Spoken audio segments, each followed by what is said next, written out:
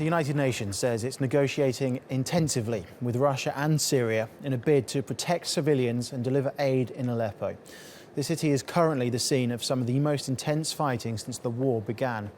Opposition fighters are trying to break the regime's siege of rebel-held areas, but the latest report suggests Assad's forces are repelling the attack.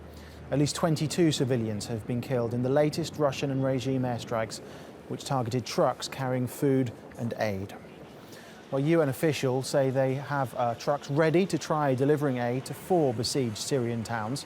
But there must be a humanitarian pause in fighting before they set off. So I appeal to the members of the task force, their co-chairs, Russia and the United States, Iran and the other party to the talk, Arar al-Sham, is help us get into the 4 towns as soon as possible, because at the moment people are bleeding to death without being evacuated, and starvation will happen, and we're very close to that.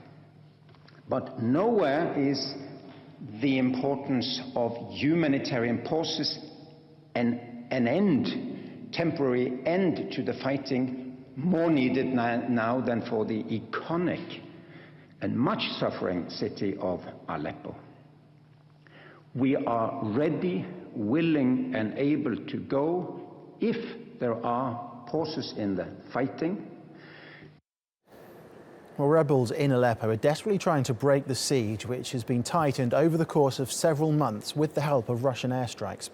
Last month, regime troops cut the last remaining supply route to the city, the Castello route, which was a lifeline for 300,000 people living in rebel-held districts. Several days ago, rebel groups began a counter-offensive to open an alternative supply line from the city's south.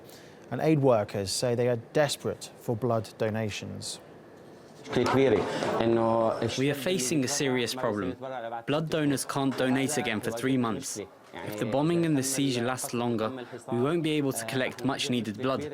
We are besieged and are not able to send teams to the countryside. Well, let's get more on all this now from Zeina Awad, who joins us now from Gaziantep on the Turkish side of the Syrian border. Zeina, we heard from Jan Egeland a few moments ago in Geneva. He's the most senior UN official to speak about the deteriorating situation there in Aleppo. What else did he have to say?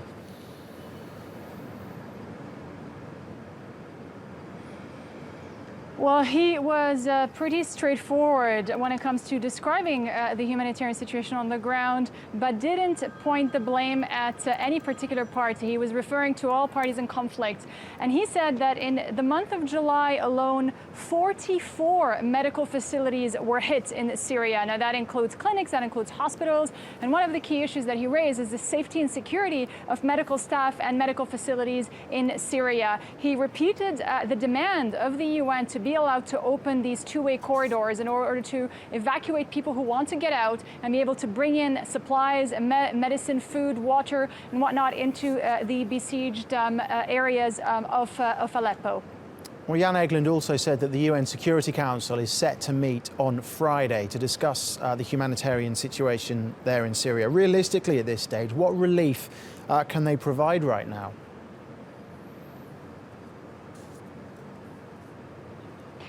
Well, the UN Security Council is a reflection of its members, really, and the most important members, of course, are the permanent, the P5, which is, the US and Russia included. And these are countries that have very different viewpoints and positions and interests when it comes to Syria. So getting them all to agree on anything really is very difficult. I mean, we're August 2016, and the UN still hasn't been able to send a fact-finding mission into any part of Syria. I mean, even that they cannot agree on. So I think we should temper our expectations, but really, the UN hopes that at least they're going to be able to get some form of consensus to start operating, even on a small scale, some of the humanitarian relief that's so badly needed in Syria. Okay, Zeina, thank you.